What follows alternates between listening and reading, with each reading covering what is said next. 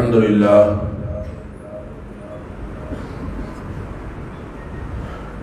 لله وكفى وسلام على عباده الذين اصطفى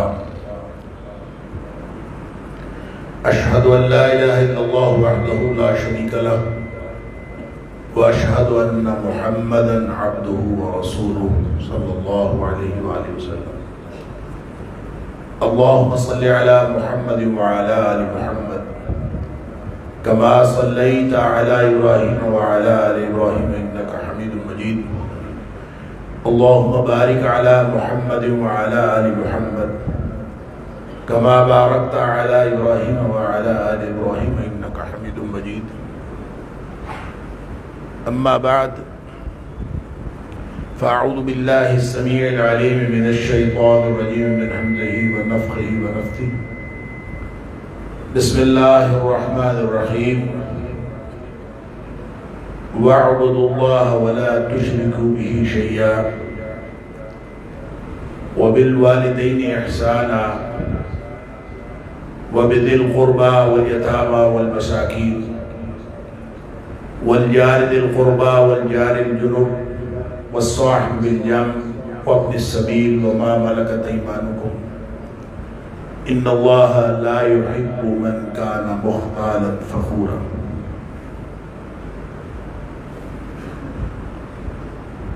اور تم سب اللہ کی بندگی کرو، اس کے ساتھ کسی کو شریک نہ ٹھہراؤ، اور والدین کے ساتھ احسان کرو، اور رشتہ داروں کے ساتھ بھی احسان کرو، یتیموں کے ساتھ بھی، مسکینوں کے ساتھ بھی احسان کرو، اور جو رشتہ دار ہمسایہ ہے اس کے ساتھ بھی، اور جو اجنبی ہمسایہ ہے اس کے ساتھ بھی، اور وہ جو پہلو کا ساتھی ہے تمہارے ساتھ بیٹھنے والا اس کے ساتھ بھی احسان کرو، اور مسافروں کے اوپر بھی احسان کرو، اور ان لوگوں کے اوپر بھی احسان کرو جن کے مالک ہوئے دائیں ہاتھ تمہارے، یعنی تمہارے غلام یا تمہارے لونگیاں۔ بے شک اللہ کسی شیخی بگاڑنے والے اور اکڑنے والے کو اللہ پسند نہیں کرتا۔ صدق اللہ العظیم۔ اللہ کریم نے ہمیں جو دین عطا فرمایا ہے وہ ایک مربوط دین ہے، وہ ٹکڑیوں میں بٹا ہوا دین نہیں، وہ ایک کل ہے، ایک مکمل پیکج ہے۔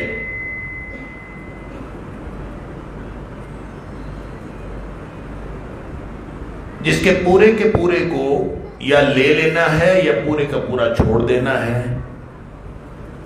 یا ایھا الذین آمنوا ادخلوا فی السلم کافہ، اے ایمان کا دعویٰ کرنے والوں پورے کے پورے دین میں داخل ہو جاؤ۔ یعنی ایک مکمل پیکج ہے، اس کے اندر پک اینڈ چوز کوئی نہیں۔ کوئی شخص یہ نہیں کہہ سکتا کہ میں دین اسلام کو قبول کرتا ہوں لیکن اس میں سے کچھ چیزیں میں قبول کر لوں گا، کچھ چیزوں کو میں چھوڑ دوں گا۔ پورا دین ایک مکمل دین ہے، اور ہر وہ چیز جو دین کے اندر موجود ہے اس کی اہمیت وہی ہے جو پورے دین کی ہے۔ جب پھر فکرہ دہراتا ہوں، جو چیز دین کے اندر موجود ہے اس کی وہی اہمیت ہے جو پورے دین کی۔ آپ نے ایک فکرہ سنا ہوگا، مجھے یاد آ گیا، ایک فکرہ سنا ہوگا بڑا معروف ہوا کہ اسلام میں داڑھی ہے، داڑھی میں اسلام نہیں، اور بڑا معروف ہوا، کسی کے زبان سے کبھی نکل گیا تو لوگوں کو بڑا پسند، اور پھر دنیا نے اس کو بڑا مشہور کیا کہ اسلام میں داڑھی ہے، داڑھی میں اسلام نہیں۔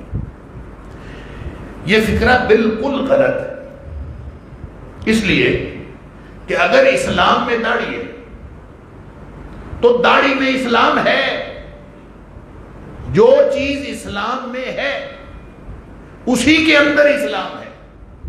یہ دین ٹکڑیوں میں بٹا ہوا دین نہیں، یہ مکمل پیکج ہے. اس کی 2 مثالیں میں آپ کے سامنے رکھتا ہوں. ایک مثال تو یہ ہے کہ بخاری شریف کی حدیث ہے، نبی اکرم صلی اللہ علیہ وسلم نے فرمایا لا تدخلون الجنہ حتی تؤمنوا، تم لوگ کبھی جنت میں داخل نہیں ہو سکتے جب تک تم ایمان نہ لاؤ. ولا تؤمنوا حتی تحابوا، اور اس وقت تک تم مومن نہیں ہو سکتے جب تک تم آپس میں محبت نہ کرتے. پھر فرمایا فلا ادلکم علی شیء اذا فعلتموه تحاببتم، کیا تمہیں میں ایسا نسخہ نہ بتا دوں کہ جب تم وہ کرو تو تمہاری آپس میں محبت ہو جائے. گویا آپس میں محبت ہوگی تو ایمان آئے گا، ایمان آئے گا تو جنت مل جائے گی. جنت کا راستہ نبی پاک صلی اللہ علیہ وسلم گویا جو بتانے لگے ہیں وہ جنت کا راستہ. پورے دین کا کیا فائدہ ہے؟ پورے دین کا نتیجہ کیا ہے؟ جنت. سارے دین کا نتیجہ، سارے دین کی تاثیر جنت. تو گویا نبی پاک صلی اللہ علیہ وسلم اب جو اس حدیث کے اندر نسخہ بتانے لگے ہیں یہ بھی جنت کا راستہ ہے. جو پورے دین کی اہمیت ہے وہی اس کام کی اہمیت ہے جو نبی پاک صلی اللہ علیہ وسلم بتانے لگے. اور بتایا کیا؟ نہ بنیادی اجزائے ایمان بتائے، نہ بنیادی ارکان اسلام بتائے، بتایا تو ایک چھوٹا سا شعار اسلام کا بتایا. فرمایا افشوا السلام بینکم، آپس میں زیادہ زیادہ السلام علیکم کہا کرو. اب یہ السلام علیکم جو چونکہ دین میں ہے، لہذا اس کے اندر جو تاثیر ہے، جو اس کی اہمیت ہے وہ وہی ہے جو پورے دین کی ہے. السلام علیکم کہنے سے باہم محبت ہوتی، اور باہم محبت ہوتی تو ایمان آتا ہے، ایمان آتا ہے تو جنت ملتی ہے. جو پورے دین کا نتیجہ ہے وہ السلام علیکم کہنے کا نتیجہ. دوسری مثال ابو داؤد شریف کے اندر ہے کہ جب بنو ثقیف مسلمان ہوئے ہیں، طائف والے، یہ وہی خاندان ہے جنہوں نے نبی پاک صلی اللہ علیہ وسلم کو پتھر مارے تھے، اور نبی کریم صلی اللہ علیہ وسلم چاہتے تو بد دعا کر کے ان کو تباہ و برباد کروا سکتے تھے. نہیں کی، امید رکھی کہ ان کی نسلوں میں سے کوئی اہل ایمان پیدا ہوں گے.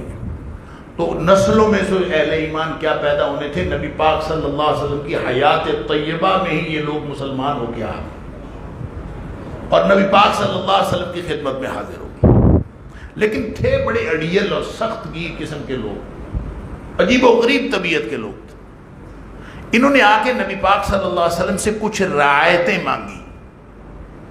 اس میں سے کچھ رعایتیں تو تھیں جن کا تعلق مالیات کے ساتھ تھا کہ اس سال ہم سے عشر نہ لیا جائے، اگلے سال لے لیا جائے، اس سال زکوٰۃ نہ لی جائے، اگلے سال لے لی، کچھ اس طرح کی چیزیں. ایک رعایت انہوں نے مانگی جو حدیث کے الفاظ ہیں اللہ یجبو. یہ کیا رعایت مانگی تھی؟ جبا یجبو کے کئی معنی. تو کیا انہوں نے رعایت مانگی تھی؟ وہ نبی پاک صلی اللہ علیہ وسلم کا جو جواب ہے نا، اس سے واضح ہوا کہ یہ کیا رعایت مانگ رہے تھے. یہ رعایت یہ مانگ رہے تھے کہ ہم نمازیں پڑھیں گے، روزے رکھیں گے، لیکن نماز کے اندر یہ جو رکوع ہے نا یہ ہم نہیں کریں گے. آپ رکوع کی اجازت دے دیں کہ ہم رکوع نہیں کریں گے. نماز باقی پڑھ لیا کریں. بس طبیعت کو اچھا نہیں لگتا رکوع اس طرح ایک خاص طرح جھکنا جو ہے، نہیں طبیعت کو اچھا لگتا. تھے جو ایسے خاندانی پس منظر جو ایسے. تو اللہ یجبو کا معنی یہ تھا کہ انہوں نے رعایت یہ مانگی کہ وہ رکوع نہیں کریں گے. اب نبی پاک صلی اللہ علیہ وسلم نے اس کا جواب یہ نہیں فرمایا کہ رکوع کے بغیر رکعت نہیں ہوتی، رکوع نہیں چھوڑا جا سکتا. نہ آپ نے یہ فرمایا کہ رکوع کے بغیر نماز نہیں ہوتی، نہیں چھوڑا جا سکتا. آپ نے فرمایا لا خیر فی دین لیس فیہ رکوع. اس دین کے اندر کوئی بھلائی نہیں ہے جس کے اندر رکوع نہ ہو. گویا ایک اکیلا رکوع وہ سارے دین کی بھلائیاں سمیٹے ہوئے. تو جس طرح السلام علیکم کہنا وہی اہمیت سے بیٹے ہوئے ہے جو پورے دین کی ہے. اسی طرح رکوع کے اندر بھی وہی اہمیت ہے جو پورے دین کی ہے، نہ صرف پوری نماز کی بلکہ پورے دین کی جو اہمیت ہے وہ رکوع کی بھی وہی اہمیت ہے. اس لیے اسلام میں جو چیز ہوگی اسی میں اسلام ہوگا. اگر اسلام میں داڑھی ہے تو داڑھی میں اسلام ہے. یا ایھا الذین آمنوا ادخلوا فی السلم کافہ، دین کے اندر داخل ہونے کے بعد پک اینڈ چوز نہیں. آدمی اپنی مرضی سے انتخاب نہیں کر سکتا میں یہ کام کروں گا اور یہ نہیں کروں گا، یہ نہیں کر سکتا. یہ پورے کا پورا دین ہے. لا اکراہ فی الدین، کسی کے اوپر جبر نہیں ہے کہ وہ دین قبول کرے یا نہ کرے. جس نے نہیں کرنا نہ کرے. لیکن اگر وہ قبول کر لے گا تو پھر اس کے پاس چوائس کوئی نہیں ہے کہ میں یہ کروں گا اور یہ نہیں کروں گا. پورے کا پورا دین اس کے اوپر لاگو ہو جاتا. ہم نے اس کو سمجھنے کے لیے اپنی اپنی تفہیم کے لیے ہم نے دین کو مختلف حصوں میں تقسیم کر لیا. اور خاص طور پر جو یہ بھی ایک گمان ہے لوگوں کا کہ کچھ حقوق ہیں جو اللہ کے ہیں اور کچھ حقوق ہیں جو اللہ کے بندوں کے ہیں. اور لوگ یہ عام طور پر کہتے ہیں، پوری دیدہ دلیری کے ساتھ کہتے ہیں کہ اللہ کے حقوق اتنے اہم نہیں ہیں جتنے اللہ کے بندوں کے حقوق. اور وہ کہتے ہیں کہ حقوق اللہ تو معاف ہو جائیں، حقوق العباد معاف نہیں ہونے. اس لیے وہ کہتے ہیں حقوق العباد زیادہ اہم ہے، حقوق اللہ کی خیر ہے، حقوق العباد کی خیر نہیں. یوں انہوں نے دین کو دو حصوں میں تقسیم کر کے کہ کچھ حقوق اللہ پر مشتمل دین ہے، کچھ حقوق العباد پر مشتمل دین ہے، اور ان کے خیال میں حقوق اللہ اتنے اہم نہیں ہیں جتنے حقوق العباد ہیں. اور اس کے پیچھے جو غلط فہمی ہے وہ صرف اتنی ہے، یا اس غلط فہمی کی جو وجہ ہے وہ صرف اتنی ہے کہ جو توبہ کی شرائط ہے نا، کہ توبہ قبول نہیں ہوتی جب تک اس کے اندر شرائط نہ پائی جائیں. وہ ہر عمل کی 3 شرائط ہیں کہ جب تک وہ 3 شرائط نہ ہوں اس کی توبہ قبول نہیں ہوتی. اور اگر وہ عمل حقوق العباد سے تعلق رکھتا ہو تو پھر اس کے اندر شرطیں 4 ہو جاتی ہیں. پہلی شرط ان یقلع عن المعصیہ، گناہ سے باہر نکلے. دوسری شرط ان یندم علی فعلها، ندامت محسوس کرے، شرمندگی محسوس کرے، پچھتاوا محسوس کرے کہ یہ میرے سے کیا ہو گیا، میں نے تو یہ نہیں کرنا. وہ پچھتاوا شرمندگی اللہ کو بڑی پسند. اور تیسری شرط یہ کہ یہ عزم کرے کہ دوبارہ کبھی یہ گناہ نہیں کرے گا، ساری زندگی یہ گناہ نہیں کرے، یہ عزم کرے. یہ 3 شرطیں ہوں گی تو توبہ قبول ہے اگر اس کا تعلق حقوق اللہ کے ساتھ ہے. اگر حقوق العباد کے ساتھ تعلق ہے تو پھر چوتھی شرط یہ ہے کہ جب تک وہ حق بندے کا نہیں دیتا یا اس سے معاف نہیں کروا لیتا، یا اس کو حق دے، کسی کا حق مارا ہے تو یا اس کو حق دے یا اس سے معاف کروائے. اور جب تک یہ نہیں کرے گا باقی 3 شرطیں ہونے کے باوجود اس کا وہ گناہ معاف نہیں ہوگا جو لوگوں کے حق حقوق سے تعلق ہے. اللہ اکبر. لہذا وہ لوگ جو سمجھتے ہیں کہ اللہ کے حقوق زیادہ اہم ہیں وہ بھی کان کھول کے سن لیں، اور جو سمجھتے ہیں کہ حقوق العباد زیادہ اہم ہیں وہ بھی کان کھول کے سن لیں کہ جو حقوق اللہ ہے وہ حکم کس کا ہے اور جو حقوق العباد ہے وہ حکم کس کا ہے. حقوق اللہ بھی اللہ کا حکم ہے، حقوق العباد بھی اللہ کا حکم ہے. یہ تیرا میرا تو بنایا ہوا دین ہے نہیں، تو پھر کون سا زیادہ اہم ہوا؟ سن لیجئے، جو لوگ کہتے ہیں کہ حقوق اللہ زیادہ اہم ہے، حقوق العباد کی خیر ہے، تو صف اول کے نمازی، بڑی بڑی داڑھیوں والے حاجی نمازی اللہ تعالیٰ معاف فرمائے، جن کے حج پورے ہوں گے، جن کی نمازیں پوری ہوں گی، جن کے روزے پورے ہوں گے، جن کے صدقہ خیرات زکوٰۃ پوری ہوگی، لیکن حقوق العباد پورے نہیں ہیں نا، تو نبی کریم صلی اللہ علیہ وآلہ وسلم نے فرمایا قیامت والے دن پکڑے جائیں گے. آپ نے فرمایا اتدرون مل مفلس، جانتے ہو مفلس کون ہے؟ کنگال، اس کا ترجمہ مفلس کا کرے نا تو صحیح ترجمہ ہے کنگال. اردو میں پتہ نہیں کوئی ایسا لفظ ہے کہ نہیں جو اس کو پورا اس کا ابلاغ کرے. کنگال اس کا. کنگال کس کو کہتے ہیں؟ وہ کہتے ہیں جو ہم کنگال اس کو کہتے ہیں جس کے پاس درہم و دینار نہ ہو. آنا ٹکا کسی کے پاس نہ ہو تو کنگال ہی ہے. نبی پاک صلی اللہ علیہ وسلم فرمایا نہیں، میری امت کا کنگال یہ نہیں ہے. میری امت کا مفلس وہ ہے جو قیامت والے دن آئے گا، اس کے پاس نمازیں بھی ہوگی، اس کے پاس حج بھی ہوگا، اس کے پاس روزے بھی ہوگے، اس کے پاس صدقہ خیرات بھی، سب کچھ ساری نیکیاں لے کے آئے گا.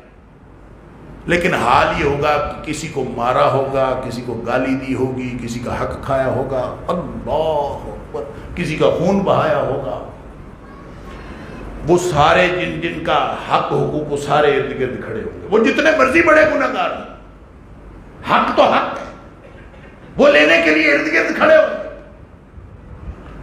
تو اللہ تعالیٰ فرمائے گا کہ ایسے کرو کہ جس کا حق تھا نا، اس کی نیکیاں ان میں تقسیم کر دی جائیں. اس کی نیکیاں تقسیم ہونی شروع ہو جائیں گی، اور نیکیاں تقسیم ہوتے ہوتے ہوتے ہوتے نیکیاں ختم ہو گئیں، اور وہ جو حق تھے وہ ابھی باقی ہیں. وہ باقی ہیں اور نیکیاں ختم ہو گئیں. نبی کریم صلی اللہ علیہ وسلم نے فرمایا اگر ایسا ہو گیا، حق باقی رہ گیا اور نیکیاں اس کی ختم ہو گئیں، تو پھر لوگوں کے گناہ لے کر اس کے اوپر ڈال دیے جائیں گے، پھر اس کو گھسیٹ کے جہنم میں پھینک دیا جائے. انا للہ و انا الیہ راجعون. لہذا سن لیجئے، میں نے جو آیت آپ کے سامنے تلاوت کی ہے سورہ نساء کی آیت نمبر 36 ہے، یہ حقوق العباد کی جامع آیت ہے. حقوق العباد کی. اور شروع کس سے ہوتی ہے؟ شروع ہوتی ہے وَاعْبُدُوا اللَّهَ وَلَا تُشْرِكُوا بِهِ شَيْئًا. اللہ کی بندگی کرو، اس کے ساتھ کسی کو شریک نہ ٹھہراؤ. یعنی آیت حقوق العباد کی ہے. والدین کے ساتھ احسان کرو، رشتہ داروں کے ساتھ احسان کرو، مسکینوں یتیموں کے ساتھ احسان کرو، اجنبی ہمسایہ اور رشتہ دار ہمسایہ اس کے ساتھ احسان کرو، اور جو پہلو کا ساتھی آپ کے ساتھ بیٹھنے والا، جو رفیق سفر ہو یا پھر زندگی کے سفر کا ساتھی ہو، میاں بیوی ایک دوسرے کے ساتھی ہوتے ہیں، جو بھی پہلو کا ساتھی ہے اس کے اوپر بھی احسان کرو، اور جو مسافر ہے اس کے اوپر بھی احسان کرو، جو لونڈی غلام ہے ان کے اوپر بھی احسان کرو. سارے طبقے اللہ کریم نے اس کے اندر گن دیے. لیکن شروع کہاں سے کیا؟ وَاعْبُدُوا اللَّهَ وَلَا تُشْرِكُوا بِهِ شَيْئًا. کیا مطلب یہ کہ جو اللہ کے حقوق ہیں اور اللہ کے بندوں کے حقوق ہیں، معنوی طور پر ان کے اندر کوئی فرق نہیں ہے. نتیجے کے اعتبار سے ان میں کوئی فرق نہیں. کیوں؟ وَاعْبُدُوا اللَّهَ وَلَا تُشْرِكُوا بِهِ شَيْئًا. سب سے پہلا حق تو اللہ کا ہے. حضرت معاذ بن جبل رضی اللہ تعالیٰ عنہ سے نبی کریم صلی اللہ علیہ وسلم نے پوچھا تھا، جب حضرت معاذ رضی اللہ تعالیٰ نبی پاک صلی اللہ علیہ وسلم کے پیچھے سوار ہوئے تو انہوں نے پوچھا یا معاذ، نبی پاک صلی اللہ علیہ وسلم نے پوچھا یا معاذ اتدری، کیا تو جانتا ہے ما حق اللہ علی العباد، اللہ کا بندوں پر کیا حق ہے، وما حق العباد علی اللہ، اور بندوں کا اللہ پر کیا حق ہے، کیا تو جانتا ہے؟ انہوں نے کہا اللہ و رسولہ عالم، اللہ جانے یا اللہ کے رسول صلی اللہ علیہ وسلم جانے، مجھے تو نہیں پتا. تو نبی کریم صلی اللہ علیہ وسلم حق اللہ علی العباد، اللہ کا حق بندوں پر یہ ہے ان یعبدوہ ولا یشرکوا بہ شیئا، اللہ کی خالص بندگی کریں اور اس کے ساتھ کسی کو شریک نہ ٹھہرائیں، شرک نہ کریں. یعنی بغاوت تو نہ کریں، خیانت تو نہ کریں، ملاوٹ تو نہ کریں، کسی اور کے تو نہ بنیں، خالص اللہ کی بندگی کریں. ولا یشرکوا بہ شیئا، اس کے ساتھ کسی کو شریک نہ ٹھہرائیں. یہ اللہ کا حق ہے بندوں پر. اور فرمایا وحق العباد علی اللہ، بندوں کا پھر اللہ پر کیا حق ہے. اللہ اکبر، کیا حقوق العباد، کیا حقوق اللہ، سبحان اللہ. فرمایا بندے کا پھر اللہ پر حق ہے. اور یہ آپ لوگوں کو معلوم ہے جو ایک کا حق ہوتا ہے نا دوسرے پر، وہ دوسرے کا فرض ہوتا ہے. جو ایک کا حق ہوتا ہے وہ دوسرے کا فرض ہوتا ہے. اگر اللہ کی بندگی اللہ کا حق ہے تو مخلوق کا فرض ہے نا. تو جب اللہ کا جو بندوں کا حق ہے، حق العباد یا اللہ، بندوں کا حق اللہ پر، تو اس کا مطلب پتہ ہے کیا ہے؟ اس کا مطلب یہ ہے کہ اللہ اپنے ذمے لے لیتا ہے. سبحان اللہ. اللہ کی ذمہ داری کس نے لگانی؟ اللہ کے اوپر فرض کس نے عائد کرنا ہے؟ اللہ اپنے ذمے لے لیتا ہے. کیا؟ اللہ یعذب من لا یشرک بہ شیئا. جو اللہ کے ساتھ کسی کو شریک نہیں ٹھہراتا نا، اللہ اس کو کبھی عذاب نہ کرے، یہ بندے کا حق ہو جاتا ہے اللہ. لہذا باٹم لائن یہ کہ بندہ جتنا بھی گناہگار ہو مشرک تو نہ ہو، جتنا بھی گناہگار ہو شرک تو نہ کرے، ہو تو اللہ کا، کسی غیر کا تو نہ بنے، ہو تو اللہ کا. اگر اللہ کا ہوا، وہ ترمذی شریف کی حدیث قدسی آپ لوگوں نے سنی ہوگی کہ نبی اکرم صلی اللہ علیہ وسلم نے فرمایا، اللہ فرماتا ہے. حدیث قدسی وہ ہوتی ہے جس میں نبی پاک صلی اللہ علیہ وسلم فرمائے اللہ فرماتا ہے. اللہ فرماتا ہے، تین اس کے حصے ہیں، میں آخری حصہ عرض کرتا ہوں. اللہ فرماتا ہے، یا ابن آدم، اے آدم کی اولاد، لو اتیتنی بقراب الارض خطایا، اگر تو اتنے گناہ لے کے آئے نا میرے پاس کہ زمین تیرے گناہوں سے بھری ہوئی ہو. اور اس میں یہ نہیں فرمایا حقوق اللہ ہوں کہ حقوق العباد ہوں، زمین تیرے گناہوں سے بھری ہوئی ہو، لیکن تو اس حال میں میرے پاس آئے ہوا، اتیتنی لا تشرک بی شیئا، کہ تو میرے ساتھ کسی کو شریک نہیں ٹھہراتا، شرک نہیں کیا، گناہ ہو گئے پھر بھی اللہ سے معافیاں مانگتا رہا، پھر بھی اللہ کا بن کے رہا، گناہ ہو گئے پھر بھی اللہ کا بن کے رہا. اللہ فرماتا ہے میں تیرے سارے گناہ معاف کر دوں گا، ولا ابالی، مجھے کوئی پرواہ نہیں ہے، صرف شرک نہ کرتا ہوں. اللہ، اگر شرک نہیں کرتا تو گویا سارے گناہ معاف ہونے کی امید ہے. سارا کا سارا، وہ چاہے حقوق اللہ والے گناہ ہو چاہے حقوق العباد والے گناہ. لہذا حقوق اللہ متعین کرنے والا بھی اللہ ہے، حقوق العباد متعین کرنے والا بھی اللہ ہے. ماں باپ کے اوپر احسان کرنا ہے، پہلا حقوق العباد میں سے جو پہلا حق ہے ماں باپ کے اوپر احسان کرنا. کس لیے کرنا ہے؟ ماں باپ نے حکم دیا ہے. حکم کس نے دیا ہے؟ اللہ نے. تو کس کو راضی کرنے کے لیے احسان کرنا ہے؟ رشتہ داروں کے اوپر احسان کرنا ہے، رشتہ داروں کے اوپر احسان کرنا ہے، یتیموں کے اوپر احسان کرنا ہے، مسکینوں کے اوپر احسان کرنا ہے، ہمسایوں کے اوپر، چاہے اجنبی ہو چاہے رشتہ دار ہو ساتھ بیٹھا ہو، ان سب کے اوپر احسان کرنا ہے. کس لیے؟ کس لیے؟ اللہ راضی ہو جائے. تو بندگی اللہ کی کیوں کرنی ہے؟ اللہ راضی ہو جائے. تو اللہ کی بندگی سے بھی مقصد اللہ کو راضی کرنا ہے، حقوق اللہ سے مقصد بھی اللہ کو راضی کرنا ہے، اور حقوق العباد سے مقصد بھی اللہ کو راضی کرنا ہے. تو فرق کیا ہوا؟ لہذا حقوق اللہ بھی اور حقوق العباد بھی دونوں یکساں اہم ہیں. اگر اللہ کو راضی کرنے کے لیے کیا، دیکھیں سنیے، رشتہ داروں کو راضی کرنے کے لیے لگ پڑے نا ہم، تو پھر کر لیے سارے رشتہ دار راضی. کبھی رشتہ دار بھی کسی سے راضی ہوئے؟ حتیٰ کہ ماں باپ کو راضی کرنا شروع کر دیں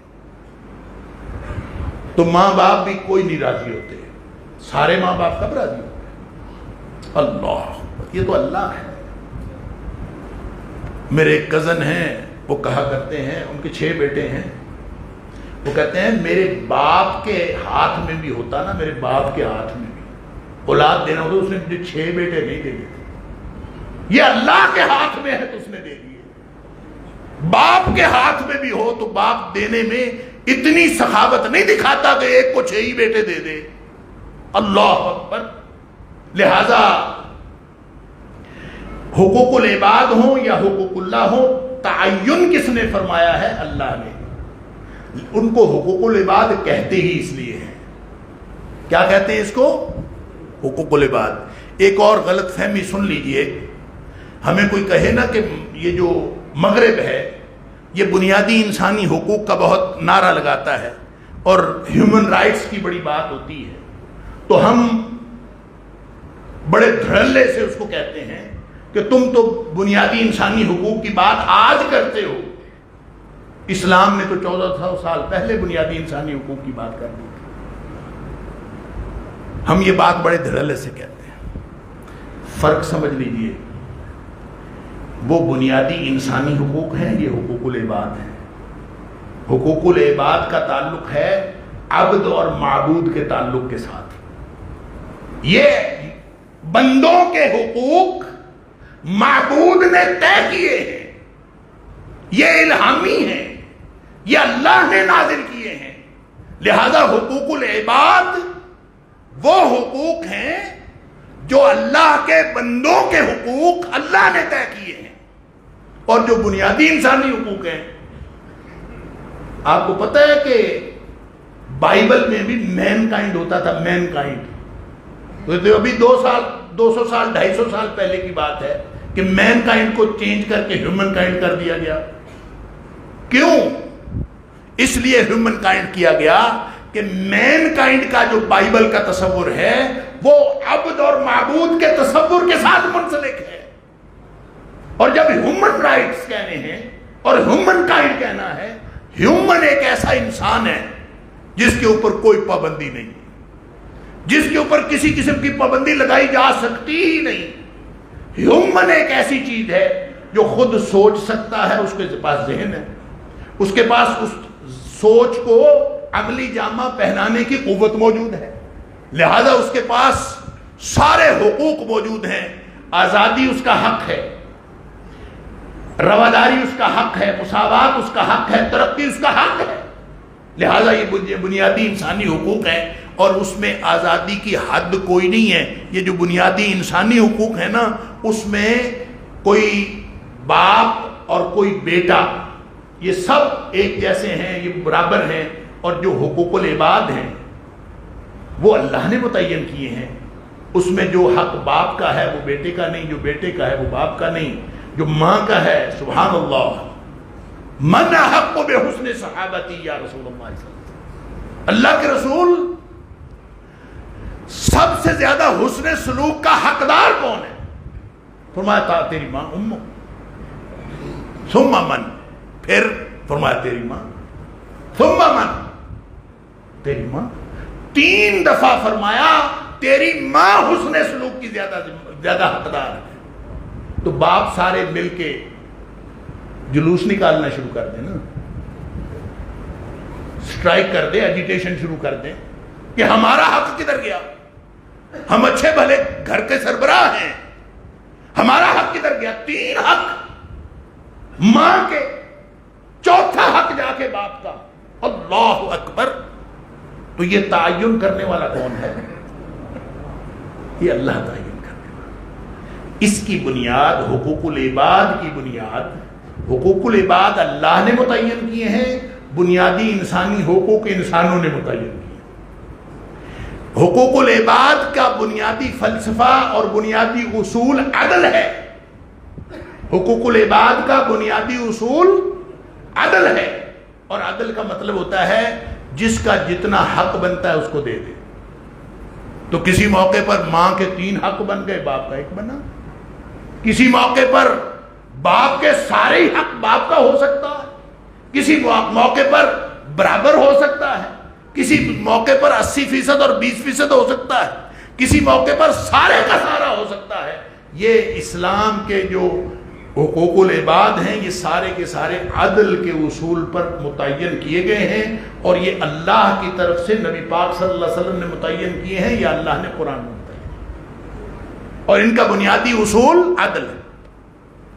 مغرب نے جو بنیادی انسانی حقوق دیے ہیں اس کا بنیادی اصول عدل نہیں ہے، اس کا بنیادی اصول ہے مساوات، برابری، وہاں سب برابر ہیں۔ بیٹی باپ کے خلاف عدالت میں چلی جائے، بیسک ہیومن رائٹس، وہ کہے میری آزادی میں رکاوٹ ڈالتا ہے میرا باپ، تو وہاں سب برابر ہیں، بیٹی اور باپ برابر ہیں۔ باپ کی عزت خاک میں ملا دے، برابر ہے۔ بیٹا اٹھ کے کہے باپ میری آزادی میں رکاوٹ ڈالتا ہے، برابر ہے، اس کا بنیادی حق۔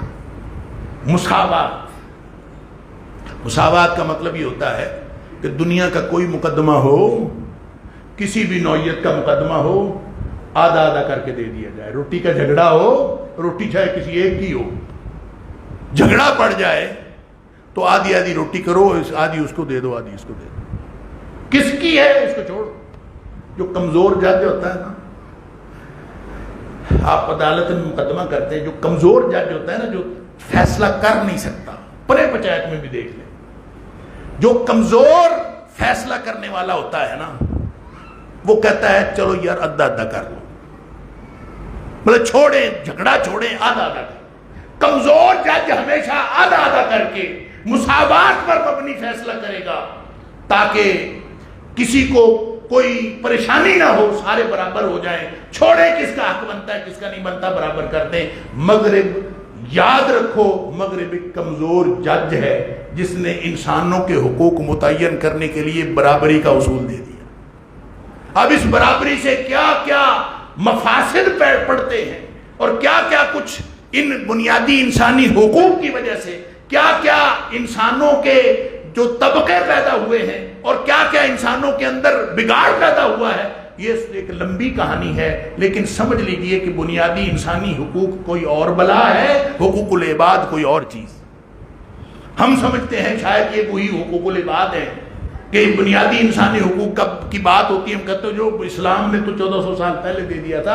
اسلام نے 1400 سال پہلے جو اصول دیا ہے یا جو حقوق کا تعین فرمایا ہے وہ حقوق العباد ہیں، وہ بنیادی انسانی حقوق نہیں ہیں، کیونکہ وہ مساوات، اور مساوات بالکل غیر فطری مساوات۔ آپ کو حیرت ہوگی کہ وہ مساوات کا اصول اگر دیکھتے جائیں نا، ضرب پتہ کہاں پڑتی ہے، مساوات کے اصول کی ضرب پتہ کہاں پڑتی ہے؟ اللہ، ہم نے تو کبھی سوچا ہی نہیں نا۔ آزادی، مثال کے طور پر آزادی کی ہیومن سوچ سکتا ہے، خود کر سکتا ہے، عمل کر سکتا ہے، لہذا اس کا حق ہے کہ یہ جو چاہے، جو چاہنا چاہے چاہے، اور جو کرنا چاہے کر لے، یہ اس کا حق، یہ اصول ہے بنیاد کہ ہیومن جو کرنا چاہے وہ کر سکتا ہے، اس کے اوپر کوئی پابندی نہیں۔ کیا مطلب؟ اس کے اوپر کسی رب کی، کسی معبود کی کوئی پابندی نہیں۔ لہذا آزادی کا اگر اصول اپنا لیا جائے بنیادی انسانی حقوق میں، تو توحید اور رب کا تصور، وجود باری تعالیٰ کا تصور غائب۔ اگر مساوات کا اصول مان لیا جائے تو مساوات کا مطلب ہے ہم سب برابر ہیں، باپ بیٹا برابر ہیں، ماں بیٹی برابر ہیں، والدین کا اولاد کے ساتھ کوئی فرق نہیں ہے، سب برابر ہیں، حتیٰ کہ کرتے کرتے جو تابعین عظام ہیں وہ آپ کے برابر ہیں، حتیٰ کہ صحابی آپ کے برابر ہیں، حتیٰ کہ نبی بھی آپ کے برابر ہے، نعوذ باللہ من ذالک، سارے برابر۔ آزادی مانی تو توحید گئی، اور مساوات مانی تو رسالت بھی گئی۔ کس کو مانیں گے؟ کیا حقوق لیں گے؟ سمجھ لیجئے بنیادی انسانی حقوق کا تصور وہ صرف اور صرف انسانوں میں بگاڑ پیدا کرنے کے لیے۔ یہ بنیادی انسانی حقوق تگڑے کے لیے اور ہوتے ہیں اور کمزور کے لیے اور ہوتے ہیں، کیونکہ انسانوں نے بنایا، اور انسان جب قانون بناتے ہیں تو وہ اپنے لیے، جو بھی طبقہ بنائے گا وہ اپنے لیے اور اصول بنائے گا، لوگوں کے لیے اور بنائے گا۔ تنہائیں بڑی ہیں نا، کن کی بڑی ہیں؟ جو اسمبلی میں بیٹھے ہیں۔ کن کی بڑی ہیں؟ جو جج بیٹھے ہیں۔ کن کی بڑی ہیں؟ جو جن کے ہاتھ میں سارا کچھ ہے، ان کی بڑی۔ تو جو بیچارے مسکین ملازمین ساری زندگی 35 سال نوکری کر کے ان کی پینشن کے اوپر بھی کٹ لگا دیا، بنیادی انسانی حقوق کا اصول ہو نا، جب انسان انسانوں کے لیے قانون بناتے ہیں تو اسی طرح کے بنتے ہیں۔ جو عدل کا اصول ملحوظ رکھ کے ایک ایک کے حق کا تعین کرتی ہے وہی صرف ایک ذات ہے۔ جو حقوق العباد کا تعین کرتی ہے وہ صرف ایک ذات، سبحان اللہ۔ اس نے حقوق العباد کا تعین کر کے لوگوں کو بتا دیا کہ تم نے یہ کرنا ہے، تم نے یہ کرنا ہے، تم نے یہ کرنا ہے۔ حکم کیا فرمایا ذرا غور کریں، وَبِالْوَالِدَيْنِ احسانا۔ باقی تو قرآن میں ہم دیکھتے ہیں تو عدل اور احسان کا فرق نظر آتا ہے۔ ان اللہ یامر بالعدل والاحسان وایتاء ذی القربى، اللہ حکم دیتا ہے عدل کا بھی اور احسان کا بھی اور رشتہ داروں کو دیے جانے کا۔ عدل کا مطلب ہے جس کا جتنا حق بنتا ہے اس کا دے دو، اور احسان کا مطلب کیا ہے؟ احسان کا مطلب یہ ہے کہ جو حق بنتا ہے وہ تو دینا ہی دینا ہے، اس سے زائد دے دو، جو نہیں بھی بنتا دے دو۔ تو یہاں اس آیت کے اندر جو حقوق العباد کی جامع آیت ہے، یہاں اللہ فرماتا ہے کہ وَبِالْوَالِدَيْنِ احسانا، والدین کو بھی دیتے وقت یہ نہیں دیکھنا کتنا بنتا ہے کتنا نہیں بنتا۔ وَبِذِي الْقُرْبَى، رشتہ داروں کو دیتے وقت بھی ون وے ٹریفک، نہیں دیکھنا کتنا بنتا ہے کتنا نہیں بنتا، دیتے جانا ہے، احسان کرنا ہے۔ یتیموں کو دیتے وقت، مسکینوں کو دیتے وقت، پڑوسیوں کو دیتے وقت، جتنے گنے ہیں سارے سب کے ساتھ حکم دیا ہے احسان کرنے کا، کہ یہ حساب نہ کیا کرو کہ یہ ٹکے ٹکے کا حساب کر کے کہ کتنا کس کا کتنا بنتا ہے۔ معاشرتی معاملات میں مہربانی کرنا سیکھو، وَلَا تَنْسَبُوا الْفَضْلَ بَيْنَكُمْ، آپس میں مہربانی کرنا نہ بھولا کرو۔ ٹکے ٹکے کا حساب کرنا یہ تو ہندو بنیے کا کام ہے۔ آپ جب لوگوں کے ساتھ سلوک کریں تو ہمیشہ دیتے وقت درجن 13 کی رکھیں، لیتے وقت درجن 11 کی رکھیں۔ اصول ہی اور بتا دیا، وَبِالْوَالِدَيْنِ احسانا وَبِذِي الْقُرْبَى وَالْيَتَامَى وَالْمَسَاكِينِ وَالْجَارِ ذِي الْقُرْبَى وَالْجَارِ الْجُنُبِ وَالصَّاحِبِ بِالْجَنبِ وَابْنِ السَّبِيلِ وَمَا مَلَكَتْ أَيْمَانُكُمْ۔ کوئی چھوڑا ہی نہیں اللہ نے، چاہے کوئی رشتہ دار ہے، چاہے کوئی رشتہ دار نہیں ہے، چاہے کوئی ہمسایہ ہے، اللہ دیتے جاؤ۔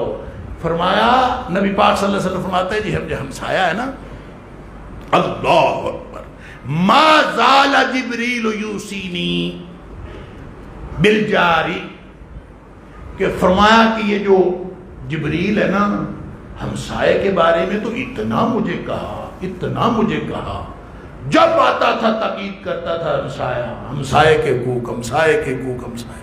اللہ اکبر۔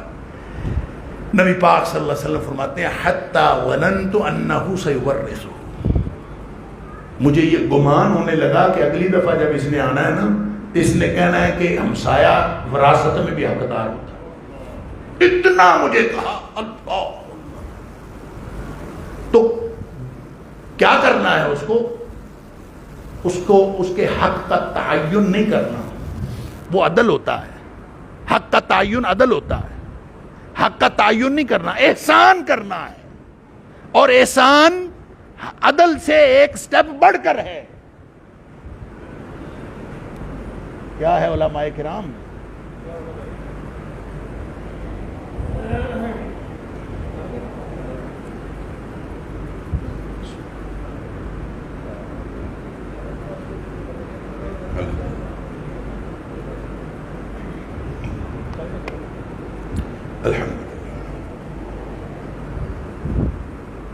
حق کا تعین میں نے کہا بنیادی اصول کیا ہے؟ عدل۔ لیکن یہاں اللہ نے عدل نہیں فرمایا، عدل سے ایک درجہ بڑھ کر احسان ہوتا ہے۔ لہذا جس کو دینا ہے یتیموں کے ساتھ، اللہ اکبر، انا وکافل الیتیم، نبی کریم صلی اللہ علیہ وسلم فرماتے میں اور یتیم کی کفالت کرنے والا، کتنا بڑا انسینٹیو۔ یہ نہیں فرمایا کہ یتیم کے سر پہ بس ہاتھ رکھ لو کافی ہے، یتیم کے ساتھ شفقت کا سلوک کر لو، کب نہیں، وَكَافِلُ الْيَتِيمِ، یتیم کی کفالت کرنے والا. فرمایا کہ انا وکافل الیتیم کہاتین فی الجنہ، جنت میں ان 2 انگلیوں کی طرح ساتھ ہوں گے جیسے یہ 2 انگلیاں ساتھ. اتنا بڑا انسینٹو کہ ایک مسکین بچہ ہے، یتیم بچہ ہے جس کو کوئی دیکھنے والا نہیں، جس کو کوئی پوچھنے والا نہیں، آپ اگر اس کو پوچھیں گے، آپ اس کی کفالت کریں گے بغیر حق کے، آپ کے اوپر حق تو نہیں بنتا. کوئی گلی کا یتیم ہے، کوئی اگلی گلی کا یتیم ہے، کوئی کسی محلے کا، کوئی دوسرے شہر کا، تو آپ کا حق تو نہیں بنتا. آپ عدل کے اصول پر آپ کا حق بنے یا نہ بنے، احسان کے اصول پر آپ بس اس کو دیتے جائیں. رشتہ داروں کی بات ہے تو فرمایا ایتاء ذی القربہ، یہاں فرمایا وبذی القربہ، رشتہ داروں کے ساتھ احسان کرو. یہ حساب نہ رکھا کرو کہ میرے بیٹے کی شادی پہ وہ کیا دے کے گیا تھا، یہ نہ حساب رکھا کرو کہ اس نے میرے ساتھ کیا سلوک کیا. یہ حساب رکھا کرو کہ تم نے اس کے ساتھ کیا سلوک کیا. وبذی القربہ، رشتہ داروں کے ساتھ احسان کرنا ہے. اور وہاں فرمایا ایتاء ذی القربہ، سورہ نحل کے اندر فرمایا رشتہ داروں کو دیتے جاؤ. ہم تو حساب کرنے بیٹھ جاتے ہیں کہ میں نے اتنی دفعہ دیا، اس نے ایک دفعہ بھی نہیں دیا. تو دیتے جاؤ رشتہ داروں کو. اور رشتہ داروں کے ساتھ احسان میں صرف مالی طور پر دیتے جانا نہیں ہوتا، جو معاشرتی تعلق رکھنا ہے جس کو صلہ رحمی کہتے ہیں. وہ صلہ رحمی بھی اصل میں حساب کتاب کریں گے تو صلہ رحمی نہیں ہو سکتی. کسی نے کہا تھا نا کہ اللہ کے رسول صلی اللہ علیہ وسلم جو رشتہ دار ہم سے ملے ہم اس سے ملیں، جو ہم سے کٹتا ہے کیا اس سے بھی ملے. نبی پاک صلی اللہ علیہ وسلم نے فرمایا جو تم سے ملتا ہے تو تم اس کے ساتھ ملتے ہو، یہ تو ادلا بدلا ہے. تو لیس الواصل بالمکافی، جو ادلے بدلے میں ایک دوسرے کے ساتھ تعلقات اچھے رکھتے ہیں وہ صلہ رحمی نہیں ہے. صلہ رحمی یہ ہے کہ تیرے رشتہ دار تجھ سے کٹتے ہوں تو پھر بھی جڑتا رہے. تیرا رشتہ دار تیرے ساتھ تعلق نہ رکھنا چاہے تو پھر بھی اس کے ساتھ تعلق رکھ. صلہ رحمی تو اصل میں یہ ہے جو کٹے تو اس کے ساتھ جڑ. سل من قطع کا، جو تجھے توڑتا ہے نا اس کے ساتھ جڑ، پھر پتہ چلتا ہے نا. احسان تو یہ ہے. اور ون وے ٹریفک رکھنی ہے رشتہ داروں کے بارے میں. اللہ اللہ حاضل قیاس، ایک ایک کو آپ تفصیل دیکھتے جائیں، رشتہ داروں کی، مسکینوں کی، یتیموں کی، غلاموں کی، سب کی، ہر ایک کا اللہ نے اس کے اوپر حق رکھا. آپ کے ساتھ کوئی بیٹھا ہے نا، بس میں آپ سفر کر رہے ہیں تو آپ کے ساتھ کوئی بیٹھا ہے، اس کا بھی حق ہے. اس کے ساتھ بھی کیا کرنا ہے، یہ نہیں کیلکولیٹ کرنا کہ اس کا حق کتنا بنتا ہے. یہ سوچنا ہے کہ میں نے اس کے ساتھ احسان کیسے کرنا. اس کا بیگ اٹھا کے احسان ہو سکتا ہے تو بیگ اٹھا کے احسان کر. کھانا اس کو دے کے احسان ہو سکتا ہے تو کھانا دے کے احسان کر. اگر میاں بیوی کا تعلق ہے ساری زندگی کا پہلو کا ساتھی ہے تو بیوی میاں کے لیے اور میاں بیوی کے لیے. اور چھوڑو کیلکولیشنوں کو. اللہ نے کب کہا ہے کیلکولیشن کرو؟ اللہ نے فرمایا ایک دوسرے کے اوپر احسان کرو. اور ایک دوسرے کے ساتھ معاملہ کرتے وقت وَلَا تَنْسَبُوا الْفَضْلَ بَيْنَكُمْ، آپس میں مہربانی کرنا نہ بھولا کرو. معاملہ کرتے وقت ٹکے ٹکے کا حساب نہ کیا کرو. جس کا جتنا بنتا ہے اس سے زائد دو. جو بنتا ہے بس یہ ایک رویہ رکھو. اللہ نے ہم سے یہ تقاضا کیا ہے، اس کا نام حقوق العباد رکھا.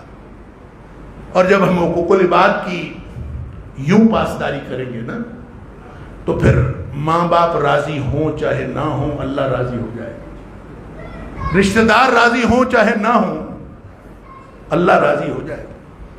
یتیم مسکین ہم سے کوئی بھی خوش نہ ہو، پوری دنیا میں ہمارے ساتھ کوئی ایک بھی نہ ہو، اگر ہم اس اصول پر زندگی گزاریں گے تو ہمارا اللہ ہم سے راضی ہو جائے گا. کیونکہ جو نہیں دیتا نا حق حقوق اور احسان نہیں دیتا، جو چیز ہمیں منع کرتی ہے نا، جو چیز ہمیں روکتی، جو چیز رکاوٹ ہے اس میں کہ حد ہو گئی ہے میں سب کو دیتا ہی جاؤں، یعنی کتنا مشکل ہے. آخر ہم بھی انسان لوہے کے تو نہیں بنے ہوئے. سوچ گوشت پوست کے ہم انسان ہیں, سوچیں ہماری بھی ہیں, خواہشیں ہماری بھی ہیں. حد ہو گئی ہے, سب کو دیتے ہی جائیں, بس کوئی حساب ہی نہ کرے. اللہ اکبر. خیال آتا ہے نا, بس جب خیال آتا ہے تو بندہ اڑ جاتا ہے. بندہ کہتا ہے نہ بھی نہ, میں نہیں کرتا, میں نے کوئی نہیں کرتا. اللہ نے فرمایا ان اللہ لا يحب من کان مختالا فخورا. جو شیخی بگاڑنے والا اور اکڑنے والا ہے نا, اس کو اللہ پسند نہیں کرتا. لہذا اکڑ کیسی, یہ پھونک نکلنی ہے, یہ اندر گئی ہوئی سانس باہر نہ آئے یا باہر نکلی ہوئی سانس اندر نہ گئے, بس ایک لمحے میں ختم. اکڑ کس چیز کی؟ جس کی اوقات یہ ہے کہ اندر گئی ہوئی سانس باہر نہ آئے اور باہر گئی ہوئی سانس اندر نہ جائے, ایک لمحے میں معاملہ ختم. وہ اکڑتا پھرتا ہے, اس کی اکڑ کس بات کی؟ لہذا حقوق العباد میں جو سب سے بڑی رکاوٹ ہے نا, وہ یہ اکڑ ہے. چونکہ اللہ نے انسانوں کو پیدا کیا ہے, معاشرتی فطرت دے کے پیدا کیا ہے, لوگوں کے اندر رہنا ہے, لوگوں کے ساتھ رہنا ہے, پھر تکلیفیں تو آئیں گی, اور وہ جو تکلیفیں آئیں گی ان تکلیفوں پہ صبر کر کے جو شخص زندگی گزارتا ہے وہ مومن اللہ کو پسند ہے. نبی کریم صلی اللہ علیہ وسلم نے فرمایا المومن الذی یخالط الناس. ایک مومن ہے جو لوگوں کے درمیان گھل مل کے رہتا ہے, کیونکہ اللہ نے گھل مل کے رہنے کا حکم دیا. المومن الذی یخالط الناس ویصبر علی اذاہم. لوگوں کے ساتھ مل جل کر رہتا ہے, کبھی ادھر سے تکلیف پہنچتی ہے, کبھی ادھر سے تکلیف پہنچتی ہے, کبھی ادھر سے.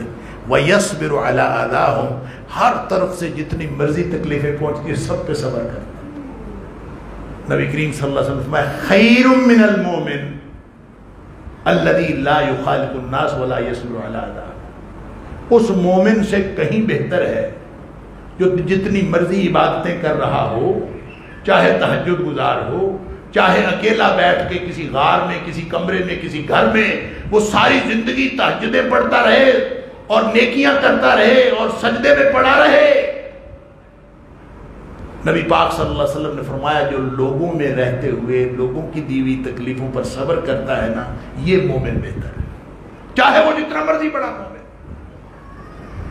نبی کریم صلی اللہ علیہ وسلم نے فرمایا مسجد نبوی میں اعتکاف کرنے سے, مسجد نبوی میں اعتکاف کرنے سے زیادہ مجھے یہ بات پسند ہے کہ میں کسی کا کام کرنے کے لیے, کام میں مدد کرنے کے لیے میں اس کے ساتھ جاؤں.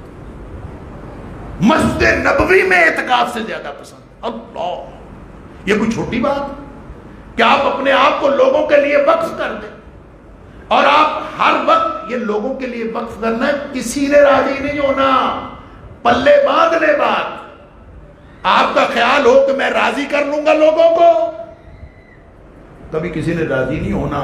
نہ کسی کو راضی کرنے کے لیے ان کو حقوق دینے ہیں, راضی اللہ کو کرنا ہے. ماں کے ساتھ حسن سلوک کرنا ہے تاکہ میرا اللہ راضی ہو جائے, باپ کے ساتھ احسان کرنا ہے تاکہ میرا اللہ راضی ہو جائے, رشتہ داروں کے ساتھ حسن سلوک کرنا ہے اللہ راضی ہو جائے. اللہ حاصل قیاس, آپ کو چھوٹا مل جائے بڑا مل جائے, ہر چھوٹے کی کے اوپر شفقت کرنا ہے, بڑے کی عزت کرنا ہے. کیوں؟ میرا اللہ راضی ہو. اگر یوں زندگی گزاریں گے تو انشاءاللہ اللہ راضی ہو جائے گا. اللہ آکڑ خان کو پسند نہیں کرتا, جھکنے والے کو اور اپنی اوقات کو یاد رکھنے والے کو اللہ پسند کرتا ہے. اللہ تعالی ہم سب کو ایسا بنا دے کہ ہم دنیا میں کبھی کسی حقوق کی کوتاہی نہ کریں, نہ اللہ کے حقوق کی اور نہ اللہ کے بندوں کے حقوق کی, تاکہ اللہ تعالیٰ ہم سے راضی ہو جائے اور ہمیں جنت الفردوس عطا فرما دے. وآخر دعوانا الحمدللہ رب العالمین.